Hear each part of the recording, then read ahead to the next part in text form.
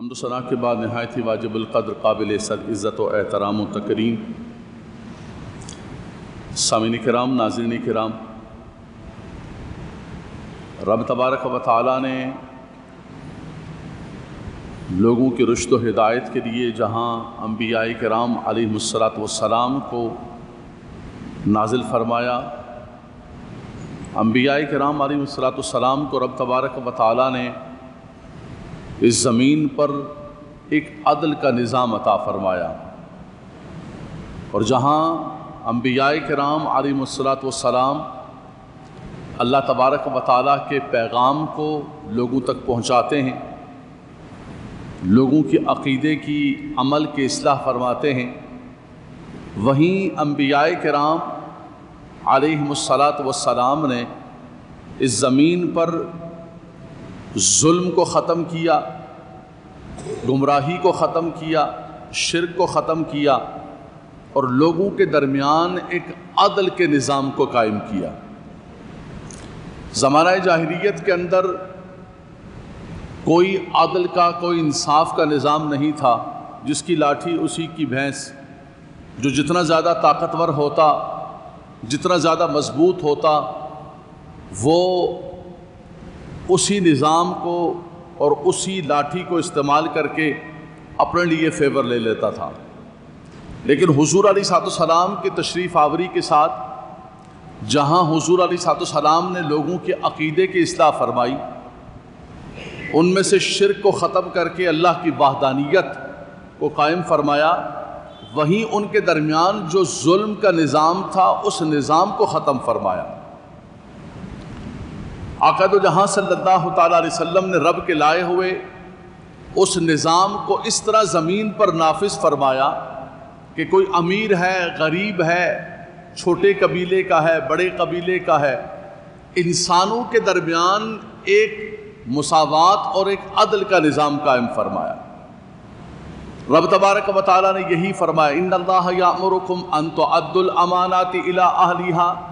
رب تبارک و تعالیٰ تمہیں حکم دیتا ہے کہ امانتیں لوگوں کی ان کے اہل تک پہنچاؤ، جو امانات ہیں وہ ان کے اہل تک پہنچاؤ۔ وَإِذَا حَكَمْتُمْ بَيْنَ النَّاسِ أَن تَحْكُمُوا بِالْعَدْلِ، اور فرمایا کہ جب لوگوں کے درمیان فیصلہ کرو تو وہ فیصلہ عدل کے ساتھ ہونا چاہیے، انصاف کے ساتھ ہونا چاہیے، بلکہ تم گفتگو بھی کرو تو تمہاری گفتگو کے درمیان بھی تمہاری گفتگو بھی عدل پر ہونی چاہیے۔ وَإِذَا قُلْتُمْ فَعْدِلُوا، فرمایا کہ تمہاری اولاد ہے، اولاد کے درمیان بھی عدل کرو، تمہاری اگر ازواج ہیں ایک سے زیادہ تو ان ازواج کے درمیان بھی عدل و انصاف کو قائم کرو۔ ہمارے یہاں مردوں کے اندر بڑا ایک مشہور محاورہ ہے، پریشر دینے کے لیے عورتوں کو بار بار کہتے رہتے، قرآن کے اندر 4 شادیوں کا حکم آیا ہے، قرآن نے 4 شادیوں کا حکم دیا ہے، قرآن کے اندر دیکھ لو، لیکن حضرات گرامی وہ 4 شادیوں کا حکم جو ہے وہ کنڈیشنل ہے، مشروط ہے، اور اس کو مشروط کیا ہے عدل کے ساتھ۔ فَانْكِحُوا مَا طَابَ لَكُم مِّنَ النِّسَاءِ مَثْنَىٰ وَثُلَاثَ وَرُبَاعَ فَإِنْ خِفْتُمْ أَلَّا تَعْدِلُوا فَوَاحِدًا۔ تعدلوا، اگر تم ان کے درمیان عدل نہیں قائم کر سکتے، تمہیں خوف ہے کہ تم ان کے درمیان عدل نہیں قائم کر سکتے، تو تم نے کیا کرنا ہے؟ فواحدہ، تم نے پھر ایک پر اکتفا کرنا ہے۔ اولاد کے درمیان عدل ہونا چاہیے۔ اللہ کے نبی صلی اللہ علیہ وسلم نے فرمایا، اعدلوا بین اولادکم، اپنی اولاد کے درمیان عدل و انصاف قائم کرو۔ مشہور روایت ہے، صحابی رسول حضرت نعمان بن بشیر حاضر ہوئے، یا رسول اللہ یہ میرا بیٹا ہے، اس کو میں یہ چیز ہبہ کرنا چاہتا ہوں، باغ کو دینا چاہتا ہوں۔ حضور نے فرمایا کیا اپنی دوسری اولاد کو بھی دے رہے ہو؟ کہا نہیں۔ حضور نے فرمایا نہیں، واپس کرو۔ فرمایا اعدلوا بین اولادکم، اپنی اولاد کے درمیان عدل و انصاف کرو، بیٹیاں ہوں بیٹے ہوں۔ عدل زندگی کے اندر کچھ بھی دینا چاہو گے وہ ایکولیشن اور مساوات اور برابری کے ساتھ دو گے، اور بعد میں جو وراثت تقسیم ہوگی اس کا قانون ایک نظام وراثت اور نظام میراث عطا فرمایا، یوصیکم اللہ فی اولادکم، فرمایا کسی بھی اعتبار سے۔ اور سب سے بڑی بات ہے حضرات گرامی، جس موضوع کی طرف میں جانا چاہتا ہوں، یہ میں نے صرف اشارات دیے ہیں آپ کو، اس پر میں جمعے کو اتوار کو درس قرآن ایک مکمل دے چکا ہوں، صرف اشارات دیے ہیں کہ حضور علیہ السلام کی سیرت مبارکہ فرمایا دشمن بھی آ جاتا تھا تو حضور نے یہ نہیں دیکھا کہ یہ کلمہ گو ہے، یہ یہودی ہے، یہ نصرانی ہے، مجھے فیصلہ ایسا دینا ہے کہ بظاہر کلمہ گو کے حق میں جائے۔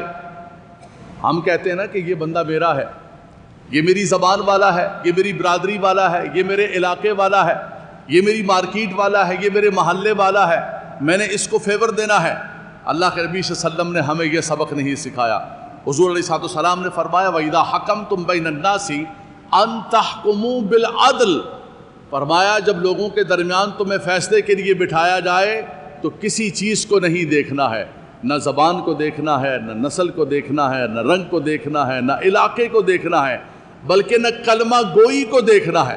حضور کے سامنے دو لوگوں کا جھگڑا آیا، ایک یہودی اور ایک بظاہر کلمہ گو، اس کی ڈیٹیل میں نہیں جانا چاہتا، اس کا پھر اثر کیا ہوا، لیکن حضور علیہ الصلوۃ والسلام نے جب فیصلہ دیا تو یہ نہیں دیکھا کہ یہ کلمہ پڑھنے والا یہ یہودی ہے، حضور نے عدل و انصاف کے ساتھ فیصلہ دیا۔ وَإِذَا حَكَمْتُمْ بَيْنَ النَّاسِ أَن تَحْكُمُوا بِالْعَدْلِ۔ ایک قبیلہ بنو مخزوم ہے، اس کی ایک عورت نے چوری کر لی اور چوری اس پر ثابت ہو گئی اور اس پر جو ہے حد لگنے لگی۔ لوگوں نے بڑا آ کر حضور صلی اللہ علیہ وسلم کی بارگاہ کے اندر عرض کی، یا رسول اللہ یہ بہت بڑے قبیلے کی خاتون ہے اور یہ بہت بڑا قبیلہ ہے اور بہت بڑے قبیلے کی یہ معزز عورت ہے، آپ جو ہے اس کے لیے کوئی راستہ نکالیں۔ حضور صلی اللہ علیہ وسلم نے منع کر دیا۔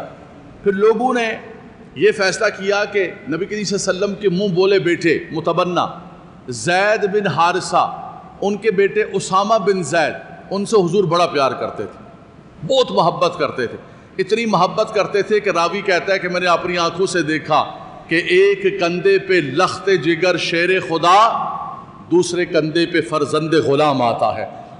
اسامہ بن زید کو دوسرے کندھے پہ بٹھایا ہوا ہے اور ایک کندھے پہ حضرت امام حسین پاک ہے، امام حسن پاک کبھی بیٹھے ہوئے، اللہ اکبر۔ ان کو لوگوں نے بھیجا کہ آپ سے حضور بڑا پیار کرتے ہیں، آپ کی بات کو حضور علیہ الصلوۃ والسلام جو ہے وہ کبھی بھی رد نہیں کریں گے، آپ جا کر سفارش کریں اور کہیں کہ قبیلہ بنو مخزوم کی اس عورت کی اگرچہ چوری ثابت ہو گئی ہے لیکن چونکہ ایلیٹ کلاس کی ہے، بڑے قبیلے کی ہے، اس کو ایگزمپشن دی جائے، استثناء دیا جائے، کوئی راستہ نکالا جائے، قانون کو گھمایا جائے، پھیرا جائے۔ اللہ کے نبی صلی اللہ علیہ وسلم کی بارگاہ میں جب اسامہ بن زید آئے تو حضور علیہ الصلوۃ والسلام جلال کے اندر آ گئے، آپ نے فرمایا اللہ اکبر اللہ اکبر اللہ اکبر۔ وہ کلمات کہتے ہوئے ڈر لگتا ہے جو حدیث پاک کے اندر کلمات اللہ کے نبی صلی اللہ علیہ وسلم نے فرمایا کہ یہ فاطمہ مخزومی ہے، اگر اس کی جگہ فاطمہ بنت محمد بھی ہوتی تو میں عدل کا نظام کبھی تبدیل نہ کرتا۔ اللہ اکبر۔ حضور علیہ الصلوۃ والسلام فرمایا پچھلی قوموں کی تباہی اور بربادی کی یہی بنیاد تھی کہ ان کے اندر جرم اگر بڑی کلاس کا کرتا، بڑے خاندان کا کرتا تو اس کے لیے استثناء مل جاتا، ایگزمپشن مل جاتا۔ زمانہ جاہلیت کے اندر یہ قانون تھا جس کی لاٹھی اسی کی بھینس، طاقت کی بنیاد پر فیصلے ہوتے اور کمزور آدمی ہوتا تو اس کے لیے قانون جو ہے وہ اس کو پکڑ لیتا تھا۔ کہتے ہیں یہ قانون بھی مکڑی کے جال کی طرح ہے، چھوٹے چھوٹے لوگوں کو پکڑ لیتا ہے لیکن بڑے بڑے مگرمچھ اس کے بیچ میں نہیں آتے۔ یہ زمانہ جاہلیت کا نظام تھا جس نے تباہ و برباد کیا۔ حضور نے فرمایا اب نظام اسلام آ چکا ہے، اب نظام عدل آ چکا ہے، اب نظام مصطفیٰ آ چکا ہے۔ فرمایا کسی صورت کے اندر بنو مخزوم بڑے قبیلے کی بھی اس خاتون کو استثناء نہیں دیا جائے گا۔ وَإِذَا حَكَمْتُمْ بَيْنَ النَّاسِ أَن تَحْكُمُوا بِالْعَدْلِ، اللہ اکبر۔ فرمایا کسی صورت کے اندر نہیں ہو سکتا۔ اور پھر اسی عدل کے نظام کو آقا دو جہاں صلی اللہ علیہ وسلم نے خود اپنی ذات پر بھی نافذ فرمایا۔ مشہور واقعہ ہے، آپ نے فرمایا مسجد کے اندر صفیں بن گئی، حضور نے فرمایا کہ کوئی بندہ ہے اگر زندگی کے اندر میں نے کسی کے ساتھ کوئی زیادتی کیا ہو، ظلم کی ہو تو وہ آ جائے اور مجھ سے بدلہ لے لے۔ ایک شخص بوڑھے کھڑے ہو گئے، عکاشہ رضی اللہ، یا رسول اللہ ہاں آپ ایک مرتبہ جہاد کے لیے صفیں درست فرما رہے تھے اور ایک کوڑا جو ہے میری پیٹھ پر لگ گیا تھا، میں چاہتا ہوں کہ میں آپ سے بدلہ لوں۔ حضور نے فرمایا بالکل میں حاضر ہوں۔ سیدنا عمر فاروق دیکھ رہے ہیں، مولا کائنات دیکھ رہے ہیں۔ بولا کیا ہو گیا حضور سے؟ بولا نہیں وہ جو چھڑی تھی، وہ چھڑی جو آپ کے ہاتھ میں تھی اسی چھڑی سے میں بدلہ لینا چاہتا ہوں۔ حضور نے بھیجا بلال جاؤ جا کر کہو فاطمہ سے کہ وہ چھڑی میری پتلی والی نکال کے دے۔ بلال کیا ہو گیا، حضور کہیں جا نہیں رہے ہیں، یہ کیوں منگوائی ہے؟ کہا کہ عکاشہ بدلہ لے رہے ہیں۔ انہوں نے کہا کہ میں بدلہ لوں گا، میری پیٹھ پر چھڑی لگی تھی۔ انہوں نے کہا کہ ان سے کہو کہ بدلہ نہ لو، حسنین کریمین کی پیٹھ موجود ہے، اس پر جا کے لگا لو۔ لیکن میرے بابا نے کبھی کسی کے ساتھ ظلم نہیں کیا۔ کہا نہیں، حضور نے منگوائی ہے، چھڑی منگوا دی گئی۔ صحابہ کرام کی آنکھوں میں آنسو ہیں، لیکن حضور نے فرمایا کوئی بندہ آگے نہیں آئے گا۔ علی مجھے معلوم ہے، عمر مجھے معلوم ہے، کوئی شخص آگے نہیں آئے گا۔ عرض کی یا رسول اللہ، جس وقت آپ نے وہ چھڑی میری پیٹھ پر لگائی تھی اس وقت میری پیٹھ ننگی تھی، میں چاہتا ہوں کہ آپ کی بھی پیٹھ مبارک ننگی ہو۔ حضور علیہ السلام نے صحابہ کرام کے سامنے اپنا کرتا مبارک اوپر کر دیا، کرتا آگے کیا کہ کہا یہ میری پیٹھ ہے اور یہ وہ چھڑی ہے جس سے صفے درست کرتے ہوئے میرے ہاتھ سے تجھے تھوڑا سا لگ گیا تھا، تجھے اجازت ہے، میں چاہتا ہوں کہ دنیا کے اندر اگر کسی سے کوئی نادانستہ طور پر لگ گئی ہے، دنیا کے اندر وہ بدلہ لے لے، آخرت کے لیے میں کسی چیز کو چھوڑ کے نہ جاؤں۔ جب حضور علیہ السلام نے اپنا کپڑا مبارک اوپر کیا، وہ صحابی رسول آگے بڑھے اور حضور علیہ السلام کی کمر پر مہر نبوت کو چوم لیا۔ اے رسول اللہ، آپ سے کون بدلہ لینے کا سوچ سکتا ہے؟ بس میں چاہتا تھا کہ یہ مہر نبوت کو میں اپنے لبوں کے ساتھ لگا لوں۔ حضور نے فرمایا کسی جنتی کو دیکھنا ہے تو کاشا کو دیکھ رہے، لیکن اللہ کے نبی صلی اللہ علیہ وسلم نے اپنی ذات کو پیش کر دیا۔ سیدنا عمر فاروق رضی اللہ تعالیٰ عنہ نے وہی نظام عدل قائم کیا۔ جمعے کا خطبہ دے رہے ہیں، اچانک ایک بابا کھڑا ہو گیا، اے عمر، جو کپڑا بیت المال سے تقسیم ہوا، آپ کا اس سے جبہ نہیں بن سکتا ہے، کرتا نہیں بن سکتا ہے، آپ کا قد اتنا لمبا ہے، آپ کے پاس یہ کپڑا کہاں سے آیا؟ آپ کا کیسے جبہ بن گیا؟ اللہ اکبر، اللہ اکبر۔ آپ نے فرمایا اس کا جواب میں نہیں دوں گا، میرا بیٹا عبداللہ دے گا۔ عبداللہ بن عمر رضی اللہ تعالیٰ عنہ کھڑے ہو گئے، کہا ہاں بالکل، جو بابا جان کے حصے میں آیا تھا اس سے نہیں بن سکتا تھا، میں نے اپنا کپڑا ان کو ہبا کیا تو تب جا کے کرتا بنا۔ فرمایا کوئی مستثنی نہیں ہے، کسی کے لیے ایگزمپشن نہیں ہے۔ قومیں تباہ و برباد تب ہوتی ہیں کہ جب لوگوں کو آپ استثناء کے اندر ڈال دیں۔ صدر پاکستان جب تک صدر ہے، وہ جتنی بھی لوٹ مار کرتے رہیں، جتنا بھی کھاتا رہیں، ان کو کوئی ہاتھ نہیں لگا سکتا ہے۔ ان کے لیے ایگزمپشن ہے، ان کے لیے استثناء ہے، قانون بن گیا، لا بن گیا۔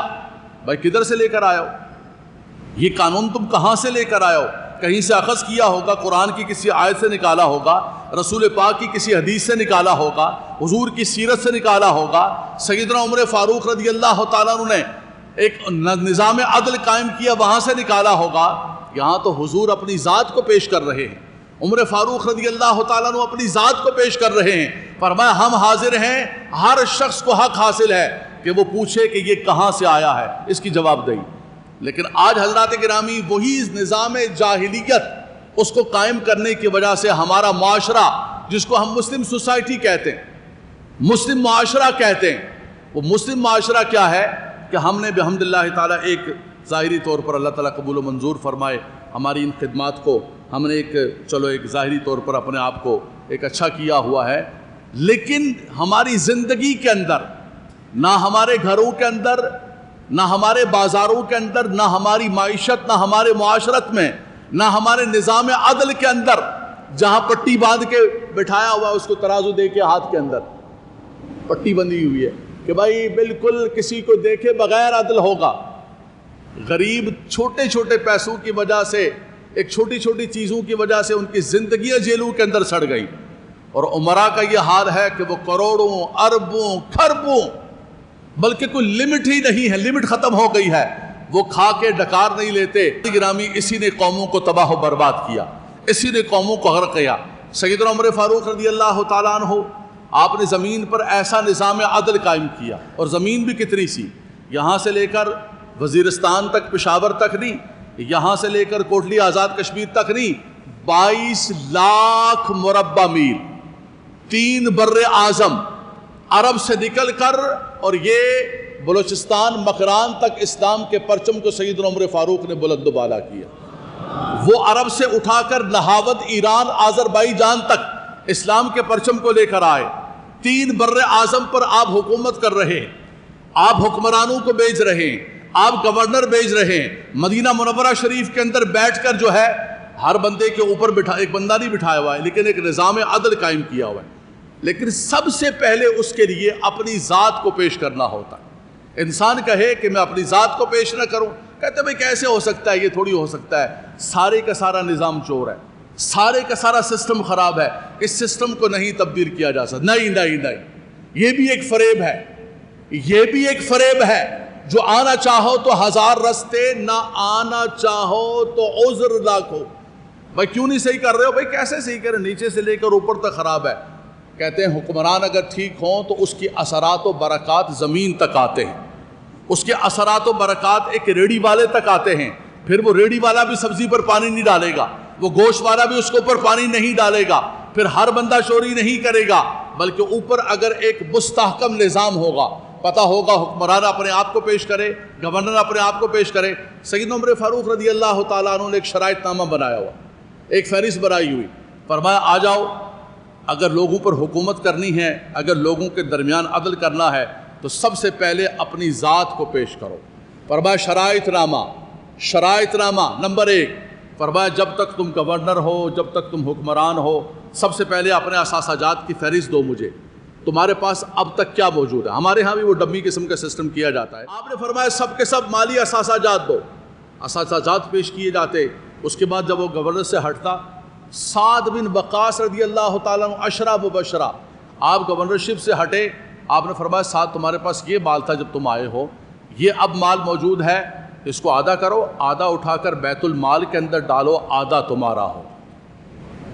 شو نہیں کر سکا کوئی بندہ کہ عمر یہ کیا کر رہے ہیں، سعد بن وقاص جلیل القدر صحابی، آپ نے فرمایا نہیں، آپ نے بالکل ایک نظام بنا دیا۔ فرمایا سنو، شرط نمبر 1 یہ ہے کہ ترکی گھوڑے تم استعمال نہیں کرو گے، فرمایا کہ بالکل چھنا ہوا آٹا استعمال نہیں کرو گے، تمہیں تو پتہ ہی نہیں ہے، تمہارا پیٹ بھرا ہوا ہے، تم ترکی گھوڑوں پر گھوم رہے ہو، تمہیں عوام کا کیا پتہ ان پر کیا ظلم ہو رہا ہے، تمہیں عوام کا کیا پتہ، تم پیٹ بڑے ہوئے اور پیٹوں کو بھر کے بگڑے ہوئے اے سی کمروں کے اندر بیٹھے ہوئے، تمہیں کیا پتہ کہ جس کے گھر کے اندر 6 8 گھنٹے لائٹ نہیں ہوتی ہے، اس کے بچے اس گرمی کے اندر کیسے بلک رہے ہیں، ان کی تکلیف کیا ہے، ان کی مشکلات کیا ہے، تجھے کیا پتہ۔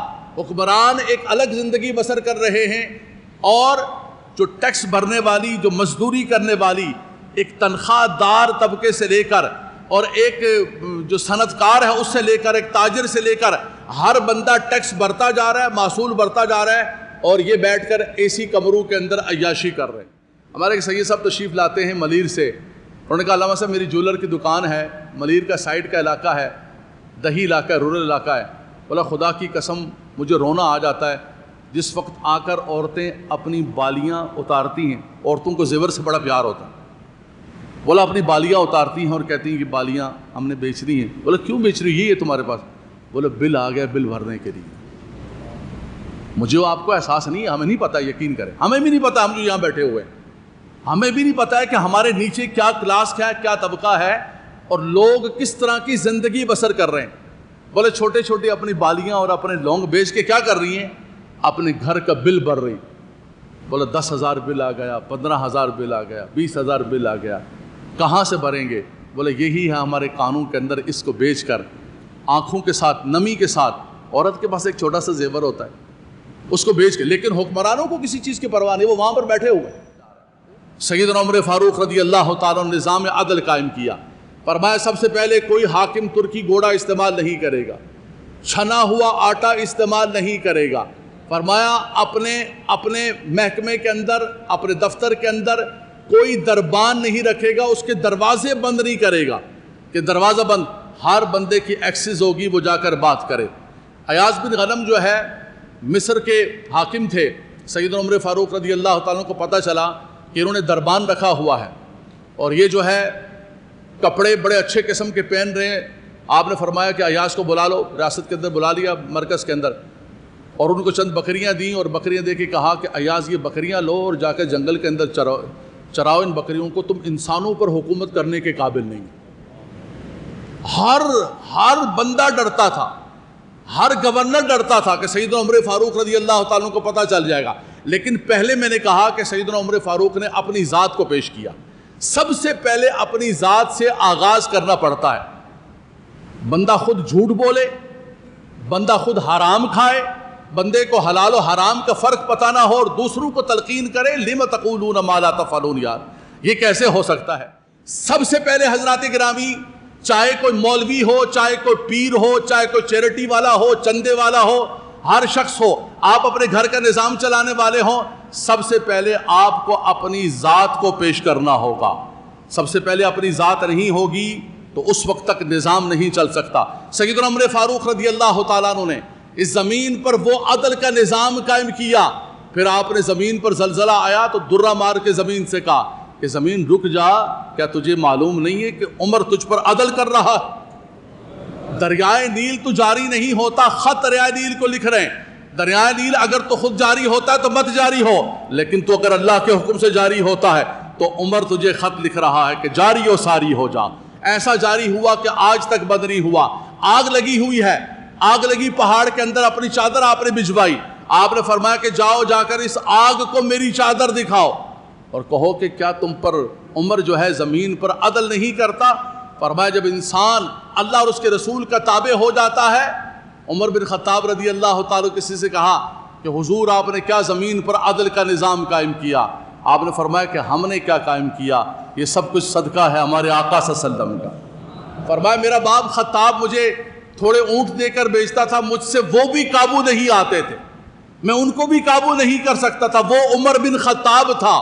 فرمایا وہی عمر جب بارگاہ مصطفیٰ کے اندر آ گیا، جب عمر فاروق بن گیا تو فرمایا آج ہر چیز کو رب تبارک و تعالیٰ نے فرمایا یہ غلامی مصطفیٰ کا صدقہ ہے کہ ہر کے عشق مصطفیٰ سامان اوست بحر و بر در گوشائے دامان اوست۔ فرمایا جب انسان عشق کی چادر کو اوڑھ لیتا ہے، محبت کا پٹھا گلے میں ڈال دیتا ہے، پھر رب تبارک و تعالیٰ بحر و بر ہر چیز اس کے تابع کر دیتی ہے۔ حضرات گرامی، اس وقت جو نظام ہے ایک ظلم کا نظام قائم ہے، اور میں یہی کہوں گا کہ ہر شخص کے اوپر واجب ہے، ہر شخص کے اوپر فرض ہے، ظلم پر خاموش ہونا بھی گناہ ہے۔ بندہ خاموش رہے کہ نہیں اسمارٹ مین، نہیں یار چھوڑے، خراب ہوگا، امیج خراب ہوگا، لوگ بھی برا کہیں گے، باتیں کریں گے، مختلف قسم کی چیزیں ہیں۔ ایسی کوئی بات کی جائے کہ جو درمیانی ہو، نہ خواہ کسی کو کوئی زچ لگے نہ کچھ ہو۔ اللہ کے نبی صلی اللہ علیہ وسلم نے فرمایا انصر اخاک ظالما او مظلوما، فرمایا کہ اپنے بھائی کی مدد کرو وہ ظالم ہو یا مظلوم ہو۔ عرض کی یا رسول اللہ ظالم کی تو مظلوم کی تو مدد کریں گے، ظالم کی کیا مدد کریں گے؟ ظالم کی کیا مدد کریں گے؟ فرمایا ظالم کے ظلم کو روکنا ہی اس کی مدد ہے۔ وَلَا تَرْكَنُوا إِلَى الَّذِينَ ظَلَمُوا فَتَمَسَّكُمُ النَّارُ، فرمایا ظالم کی طرف تمہارا جھکاؤ بھی نہیں ہونا چاہیے، ان ظالموں کے ساتھ تمہیں بیٹھنا بھی نہیں چاہیے۔ حضرات گرامی، ہمارے معاشرے کے اندر ہمارے دائیں بائیں خدا کی قسم ظلم اتنا بڑھ گیا ہے کہ اگر اس ظلم کے خلاف یہ بچے بیٹھے ہوئے ہیں رات دن فیس بک کے اوپر، کوئی کیا ڈال رہا ہے، کوئی کیا ڈال رہا ہے، کوئی کیا ڈال رہا ہے، لیکن ظلم کے خلاف کوئی آواز بلند نہیں کرا۔ اس سے نکل کر آپ کو ملک کے لیے، وطن کے لیے، معاشرے کے لیے، مظلوموں کی داد رسی کے لیے جب تک آپ آزاد ہو کر آواز بلند نہیں کریں گے نوجوانوں۔ آج دیکھیں سوشل میڈیا کا دور ہے، ایک وقت ہوتا تھا کہ اخبار کے اندر خبر چھپوانا مشکل ہوتا تھا، ٹی وی کے اوپر خبر نہیں جا سکتی تھی، اور یار آج تو آپ کا اپنا اخبار ہے، آپ کا اپنا ٹی وی ہے، آپ کا اپنا سب کچھ ہے، آپ ہر چیز ڈال سکتے ہیں، لیکن اگر کرنا چاہیں اور آپ کا ذہن آزاد ہو اس غلامیوں سے، ان پارٹیوں کے چنگل سے نکل کر، آپ یہ طے کریں کہ میں نے اللہ تبارک و تعالیٰ کی رضا کی خاطر جو معاشرے کے اندر ظلم ہو رہا ہے، میں نے اس ظلم پر آواز کو بلند و بالا کرنا۔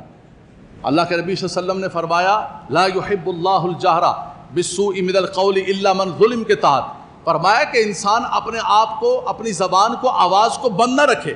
فرمایا رب تبارک و تعالیٰ آوازوں کو بلند کرنا پسند نہیں کرتا ہے، چیخ و پکار پسند نہیں کرتا ہے، لیکن ہاں جب ظلم کی بات ہو، مظلوم کی داد رسی ہو، تو نہ خطیب خاموش بیٹھے، نہ مقتدی خاموش بیٹھے، نہ کوئی بندہ خاموش بیٹھے۔ فرمایا ہر بندے کا یہ فرض ہے کہ وہ ہونے والے اس ظلم پر آواز کو بلند و بالا کرے۔ سیدنا عمر فاروق رضی اللہ تعالیٰ عنہ پر اللہ تبارک و تعالیٰ کروڑ ہا کروڑ رحمتوں کا نزول فرمائے، لیکن آپ نے کیا کیا؟ اس زمین پر عدل کے نظام کو قائم کیا۔ اس نظام کے اندر ان کا بیٹا آیا، خاندان کا آدمی آیا، قریبی آدمی آیا، کوئی بھی آیا، آپ نے یہ نہیں دیکھا، آپ نے فرمایا کہ اللہ کا جو عدل کا نظام ہے اس کو قائم کرنا ہے اور زمین سے مجھے ظلم کو ختم کرنا. تب جا کر آج کافر بھی مانتا ہے. آج کافر دنیا کے اندر جو سوشل بینیفٹ کی بات کرتے ہیں، ویلفیئر سٹیٹ کی بات کرتے ہیں، وہ بھی کہتے ہیں کہ ہماری ویلفیئر سٹیٹ کمپلیٹ نہیں ہو سکتی ہے جب تک عمر لاز کو جب تک اس کے اندر شامل نہ کیا جائے. فرمایا اس وقت تک ہم بھی مکمل نہیں ہو سکتے. کیا بات ہے یار، وہ حضور علیہ الصلوۃ والسلام کے صحابی، وہ حضور علیہ الصلوۃ والسلام کے خلیفہ، انہوں نے اس اللہ کی زمین پر عدل کا نظام قائم کیا. آج اس وطن کے اندر کیوں نہیں قائم ہو سکتا؟ اس کے اندر مجھے بھی، آپ کو بھی، ہر فرد کو اپنے مفادات کی چادر اتارنی پڑے گی اور ہمیں اجتماعی طور پر قوم کا سوچنا پڑے گا. اور یہ وقت آ گیا ہے. آج کراچی شہر کے اندر آپ دیکھیں، گرمی کا موسم آیا، ہیٹ سٹروک آئی. آپ کو پتہ لاشوں کے کتنے انبار لگے؟ مجھے آپ کو پتہ بھی نہیں. ہم یہاں پر بیٹھے ہوئے ہیں، ابھی گھر جائیں گے، وہاں بھی ٹھنڈی ہوائیں ہوں گی، دفتروں کے اندر جائیں گے، گاڑی کے اندر جائیں گے. مجھے آپ کو کیا پتہ ہے کہ لوگوں کا ہیٹ سٹروک کی وجہ سے لاشوں کے انبار لگ گئے ہیں. 1000 سے زیادہ آدمی اس مہینے کے اندر صرف گرمی کی وجہ سے، اوپر سے گرمی کی تپش یہ شہر کو بالکل برباد کر دیا. ایک طرف موسم گرم، اوپر سے حال یہ ہے کہ کسی علاقے کے اندر 4 گھنٹے لوڈ شیڈنگ، 6 گھنٹے لوڈ شیڈنگ، 8 گھنٹے لوڈ شیڈنگ. کسی علاقے کے اندر بجلی یوں آتی ہے اور یوں چلی جاتی ہے. بچے بلک رہے ہیں، بچے مر رہے ہیں، مائیں مر رہی ہیں. اللہ اکبر. لیکن کوئی بھی اس ظلم کے خلاف آواز کو بلند کرنے والا نہیں ہے. حضرات گرامی، میں اس محراب و منبر سے یہی کہوں گا، میں اتنا ہی کر سکتا ہوں، اس کے آگے میرے پاس نہیں ہے کہ میں آپ سے کہوں کہ بندوق اٹھاؤ، میں آپ سے کہوں کہ تلوار اٹھاؤ، میں آپ سے کہوں کہ باہر نکلو اور نکل کر یہ ساری لائٹیں سگنل کی توڑ ڈالو، یہ جتنی باہر گاڑیاں کھڑی ہیں ان گاڑیوں کے اوپر پتھر مارنا شروع کر دو. یہ ہمارا کام نہیں ہے اور یہ اسلام کا سبق نہیں ہے، یہ ہمارے صوفیاء کرام کا سبق نہیں ہے. لیکن یہ بھی نہیں ہے کہ ظلم کے خلاف آواز کو بلند کر کے رکھو. اللہ کے نبی صلی اللہ علیہ وسلم نے فرمایا کہ جو کسی ظالم کے ساتھ چلتا ہے، کسی ظالم کے ساتھ بیٹھتا ہے، کسی ظالم کی تائید کرتا ہے، من مشى مع ظالم ليقويه وقد يعلم انه ظالم فقد خرج من الاسلام، فرمایا وہ اسلام سے نکل جاتا ہے. رب تبارک و تعالیٰ نے فرمایا یا عبادی انی حرمت الظلم علی نفسی، اے میرے بندوں میں تمہارا خالق ہوں، تمہارا مالک ہوں، لیکن میں نے اپنے اوپر ظلم کو حرام کر دیا. رب تبارک و تعالیٰ میرا رب اپنے بندوں کے اوپر بھی ذرہ برابر مثقال ذرۃ ظلم نہیں فرماتا. فرمایا میں تمہیں کہتا ہوں وجعلتہ محرم علیکم فلا تظالموا، فرمایا میں تمہیں کہتا ہوں کہ ایک دوسرے پر ظلم نہ کرو، اس اللہ کی زمین پر عدل کا نظام قائم کرو. فرمایا جب عدل کا نظام قائم کرو گے زمین اپنی برکتیں عطا فرمائے گا، آسمان بھی اپنی رحمتیں نازل فرمائے گا. فرمایا زمین و آسمان کے سارے خزانے تمہارے لیے کھلے ہوں گے، لیکن شرط یہ ہے کہ اس اللہ کی زمین پر عدل کا نظام مصطفیٰ قائم کرو. رب تبارک و تعالیٰ سے یہی دعا کرتے ہیں. ہم کچھ نہیں کر سکتے، ہمیں اس بات کا احساس ہے، ہمیں اس بات کا درد ہے، ہمیں اس بات کی تکلیف ہے، بلکہ میں یہ کہوں کہ ہمیں اس بات کی شرمندگی ہے. خدا کی قسم، قرآن میرے سامنے کھلا ہو، خدا وحدہ لا شریک کی قسم میں شرمندہ ہوں کہ ہم اپنے اس شہر کے لیے عملی طور پر کچھ بھی نہیں کر سکتے سوائے اس کے کہ حق کی آواز کو بلند